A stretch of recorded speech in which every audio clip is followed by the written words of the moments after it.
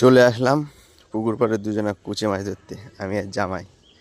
আসার পরে একটা ধরেছি, এই যে জামাই কুচি মাছ, ভালো বড় 500-600 হবে ধরেছে। আর একটা ওই দিচ্ছে বসি, ঠিক আছে। এর বাঁধবে কি না দেখি, ঠিক নেই। একটা ধরেছি, ধরার পরে হাত চলে যাচ্ছিল, হাত দিয়ে হাত দিয়ে ধরে, আর মানে খুবই মোটা, ভালোই মোটা। এই আর একটা বসি দিয়েছে, এই দেখো আবারটা ধরছি, দেখো কত সুন্দর করে, দেখো ধরছে, জামাই ধরছে।